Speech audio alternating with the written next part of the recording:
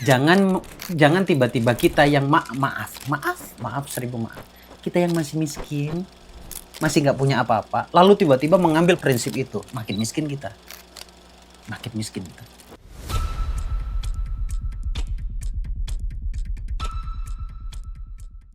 Assalamualaikum warahmatullahi wabarakatuh. Selamat pagi, siang, dan malam. Ketemu lagi di video terbaru kita ya.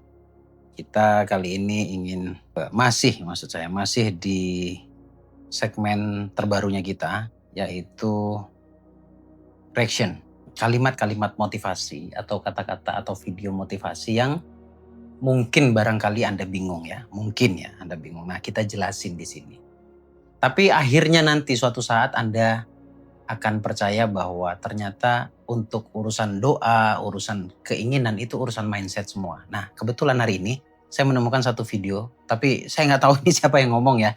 Tapi yang penting kayaknya dari cara ngomongnya ini orang sangat-sangat sudah berpengalaman di dunia pengembangan diri. Ya, servonya udah bagus nih orang. Yuk kita dengerin sama-sama ya. Uang bukan segalanya. Saya setuju. Uang bukan segalanya. Tetapi kenyataan hidup segalanya butuh uang. Pak, uang itu tidak akan dibawa mati. Betul, saya setuju. Tapi tidak sedikit orang terasa mati kalau tidak punya uang. Pak, uang itu hanya akan menjadikan masalah. Setuju, tapi banyak masalah yang harus diselesaikan dengan uang. Pak, kalau sudah cinta, nggak ada urusan uang. Betul, tapi kalau cinta ada uang, itu lebih indah. Artinya apa? Kita bukan memandang enteng tentang uang, yang terpenting cari uang yang sebanyak-banyaknya dengan cara yang halal, dengan cara kejujuran, dengan tidak menyalahgunakan kewenangan, maka baru di situ dikatakan uang akan tepat berada di orang yang tepat, maka uang itu hakikatnya akan menjadi keberkahan bagi semua umat. Setuju banget kalau bab ini. Terima kasih bapaknya, saya nggak bisa sebutin namanya karena memang nggak tahu namanya siapa ya. Bagus nih untuk kita bahas teman-teman ya. Sekali lagi tujuannya agar kita bisa kerucut gitu loh. Nah, ini jangan dipandang sebelah mata dulu ya. Karena kalau Anda memandang ini sebelah mata, pada akhirnya kesan yang Anda ambil, kesan yang Anda serap adalah ini orang ngajak untuk mencintai dunia. Bukan, dunia itu tidak melulu tentang uang. Ya, dunia itu ada banyak hal gitu. Nah, salah satunya adalah uang. Bukan untuk mencintai dunia, mencintai uang berlebihan, bukan. Setidaknya minimal sudut pandang atau penilaian kita terhadap uang itu bisa tepat. Dan kita belajar kejujuran di sini, belajar kejujuran. Karena boleh jadi gini, kesan yang negatif tadi yang boleh jadi akan muncul di pikiran Anda, mungkin Anda melihat ada orang yang paham agama, ada orang yang mungkin pesannya spiritual banget, tapi dia hidupnya berkesusahan. Nah, ini boleh jadi kita lihat dari sudut pandang yang baik dulu ya, husnudzon dulu, baik sangka dulu. Dia punya penilaian yang baik terhadap uang, tapi memang bukan bidangnya untuk menyampaikan ini kepada banyak orang. Dia mungkin punya penilaian baik terhadap uang, tapi dia tidak membutuhkannya. Itu beda ya. Nah, sayangnya kalau kita hanya melihat dari sisi luarnya tanpa bertanya pada orang-orang yang seperti ini, akhirnya kita salah menilai terhadap orang tersebut. Ya, jadi video ini sebenarnya kalau versi saya akan menjelaskan untuk Anda. Ini sekedar untuk meluruskan asumsi kita atau penilaian kita terhadap uang. Supaya kita jujur aja sebenarnya gitu. Nah, jadi bukan perkara bagaimana nanti, oh ini akan buat saya miskin, ini akan buat saya kaya, bukan itu. Tapi yang jelas kalau Anda bisa merubah prinsip Anda tentang uang, penilaian Anda terhadap uang, nanti akan merubah bagaimana cara Anda menyikapi uang. Nanti akhirnya Anda mau sebesar apapun atau sekecil apapun uang yang Anda dapatkan, Anda akan bersyukur. Nah, ini juga bicara tentang kejujuran. Supaya kita bisa bersikap tadi itu, supaya kita bisa jujur menilai dengan realita yang sedang kita jalani tentang uang ini. Yang pertama kalimatnya tuh bagus banget. Ini yang paling umum. Yang paling umum ya. Oh ya, satu lagi sebelum saya masuk ke pembahasannya. Saya pernah nemuin satu konten, ntar saya cari deh. Semoga ketemu satu konten, videonya cukup pendek. Dia mengatakan kita bisa beli sesuatu yang kita inginkan, tapi kita nggak bisa beli kesehatan. Atau kita bisa dengan kita punya uang, kita bisa ke dokter kalau kita sakit, tapi kita nggak bisa beli kesehatan. Kita bisa beli kasur yang mewah, tapi kita nggak bisa beli tidur yang enak. Itu ada tuh satu konten. Mudah-mudahan nanti saya ketemu, saya akan bahas itu. Nah, percayalah bahwa orang yang mengatakan begitu uangnya udah banyak. Jangan tiba-tiba kita yang maaf 1000 maaf. Kita yang masih miskin, masih nggak punya apa-apa, lalu tiba-tiba mengambil prinsip itu, makin miskin kita. Makin miskin kita. Jadi belajar tuh dari 0, bukan dari 100, lalu kita turun ke bawah gitu. Jangan ya, dari 0 naik ke atas nanti. Ini biar lebih baik belajarnya. Nah, kalimatnya adalah kita masuk pada pembahasannya ya. Sekali lagi ini bicara prinsip. Uang bukan segalanya.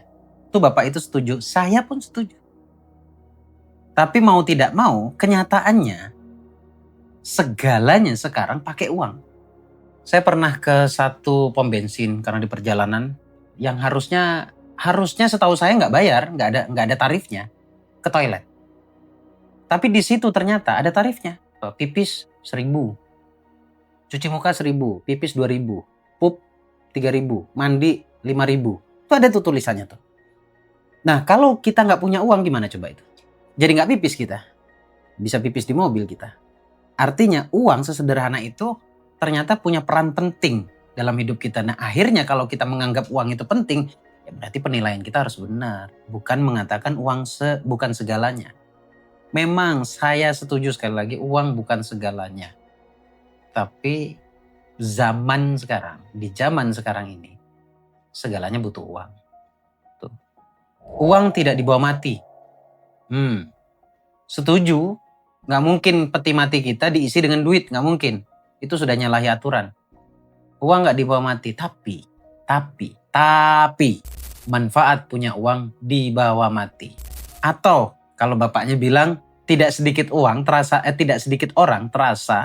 mati maksudnya. Kalau tidak punya uang, iya uang tidak dibawa mati, tapi nggak punya uang serasa ingin mati saja. Nah kalau saya, uang memang tidak dibawa mati, tapi ternyata ketika kita punya uang, manfaat kita punya uang, kalau kita alokasikan pada hal yang tepat, itu akan dibawa mati. Tuh, satu. Uang itu hanya akan menjadi masalah. Percaya saya. Pada satu sektor permasalahan, iya. Tapi tidak sedikit, justru masalah banyak selesai dengan uang. Kita harus jujur aja. Saya bukan ngajarin ilmu khayal, bukan. Saya ngajarin ilmu jujur aja. Jujur pada diri sendiri, jujur pada keadaan, jujur pada alam. Dan jujur pada Allah. Kalau sudah cinta, gak ada urusan dengan uang. Betul itu. Kalau sudah cinta, apalagi cinta membuat kita buta sebenarnya. Jangankan uang. Orang tua saja, orang tua kita yang mulia, kalau udah cinta gak didengerin. Setuju saya kalau itu, gak didengerin. Udah pokoknya cinta ke si fulan, si cewek atau si cowok, udah itu yang benar itu. Ya kan? Tapi kalau ada uang, cintanya akan lebih indah. Akan lebih mudah membuat pasangan kita semakin cinta ke kita. Ini bukan perkara pasangannya materi atau tidak, itu lain hal. Nah, kalau kita punya uang, saya bisa ajak istri saya kemana saja. Dia lagi suntuk, yuk kita jalan-jalan yuk. Ya, dan itu semua pakai uang bos. Gitu ya.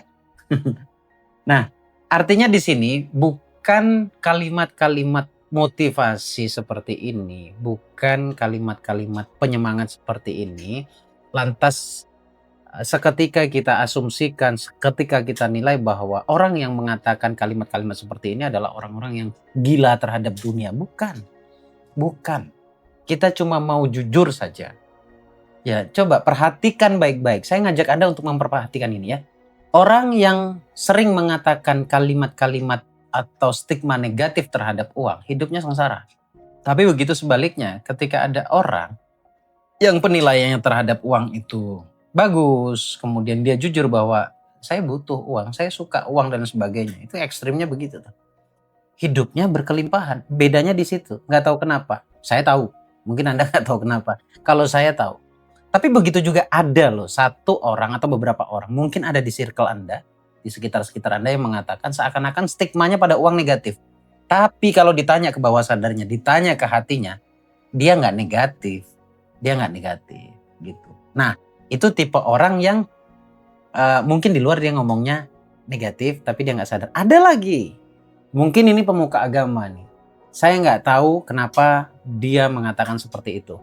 Dunia begini, uang hanya begini, korupsi, macam-macam lah yang pada akhirnya stigmanya negatif terhadap uang. Perhatikan baik-baik. Ini untuk para pemuka agama yang mohon maaf, mungkin Anda niatnya baik ya. Saya tujukan pada Anda yang merasa diri Anda pemuka agama. Mungkin niat Anda baik, tapi kalau Anda sering mengatakan dengan stigma yang seperti itu akan menular kepada si pendengar, kemudian si pendengar memiliki stigma yang negatif dan boleh jadi itu beda dengan Anda. Buktinya apa? Ketika ada satu pemuka agama yang mengatakan begitu, coba lihat baik-baik, ada beberapa orang pemuka agama yang sering ngomong begitu, tapi nyatanya dia hidup dengan kaya. Nyatanya dia hidup dengan kaya. Nah, ini kan bertolak belakang dengan apa yang disampaikan. Gitu. Tidak, ini tidak dalam konteks kritik, tidak. Ini jamaahnya yang harus bijak melihatnya, harus cerdas melihatnya. Gitu. Akan lebih indah lagi bahwa kalau ada pemuka agama itu menyarankan kita sebagai muslim itu harus kaya, bukan harus itu lantas wajib menjadi hukum, bukan. Tapi harus kaya itu karena kita tahu problem terbesar dalam hidup kita adalah miskin. Kalau kita kaya, kalau kita jujur dari hati bahwa uang itu sebenarnya sarana saja. Sarana untuk hidup berkesinambungan, untuk menjadi sarana menemukan kebahagiaan. Kalau Anda punya prinsip seperti itu, Anda boleh lihat deh.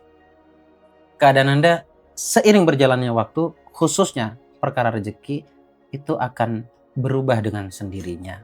Jadi poin pentingnya adalah rubahlah kata-katamu, maka akan berubah pula pola pikirmu. Kalau pola pikirmu berubah, maka akan merubah perasaanmu.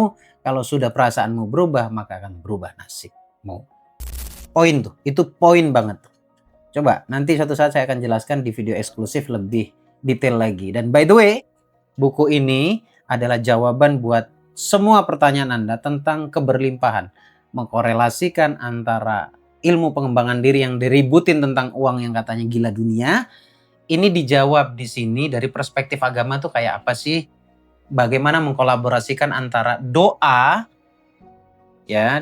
kita dengan apa yang kita inginkan atau menyelaraskannya. Terus bagaimana teknik berdoa yang benar dan kapan atau waktu yang seperti apa yang mudah sekali untuk terijabah. Di sini terjawab semuanya. Kegelisahan Anda terjawab dan baru beberapa buku saja belum banyak karena baru ini launching. Kurang lebih 300 sampai 400-an pieces ya, eksemplar ini laku dan hampir 80% yang sudah membaca itu sadar sesadar-sadarnya dan bahkan mereka menangis. Kenapa nggak buku ini dari dulu saja keluar? Nah, akhirnya satu karya saya, 10 tahun perjalanan saya tulis di dalam buku ini. Walaupun sebenarnya nggak selesai satu buku sih, next saya akan tulis buku lagi. Tapi ini ringan banget, ini semua kalangan bisa membaca dan bisa mencerna. Dan buku ini didesain buat Anda yang belum paham. Kalau Anda sudah paham, mungkin akan menganggap ini sepele. Tapi tidak banyak orang sadar sebenarnya yang paham pun sedang punya masalah dalam batinnya. Semoga bermanfaat intinya. Ya, segera dibeli. Linknya, berarti banyak pembelinya habis itu. Linknya ada di deskripsi, langsung hubungi Mbak Vista, boleh nanti dibantu ke link Shopee-nya atau langsung tuh di deskripsi ada link Shopee-nya. Makasih. Semoga bermanfaat. Assalamualaikum warahmatullahi wabarakatuh.